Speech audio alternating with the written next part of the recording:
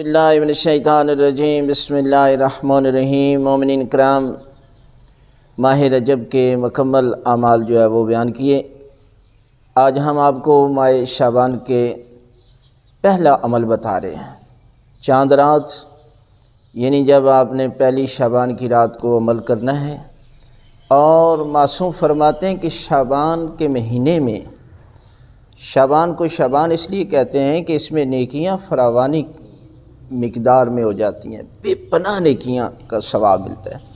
یعنی اگر عام دنوں میں ایک نیکی کا ثواب ہزاروں میں ہے تو شعبان میں لاکھوں میں چلا جاتا ہے، اور اگر شعبان میں لاکھوں میں ثواب ہے تو پروردگار اس کا ثواب جو ہے وہ کروڑوں میں چلا جاتا ہے۔ ایک چھوٹے سے عمل کا ثواب پروردگار بے پناہ دیتا ہے۔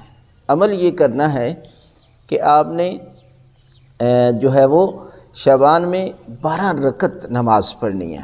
پہلی چاند رات کو 12 رکعت نماز دو کر کے جو ہے وہ آپ نے نماز پڑھنی ہے۔ 2 رکعت نمازیں شعبان، شب شعبان، قربتاً الی اللہ، اللہ اکبر۔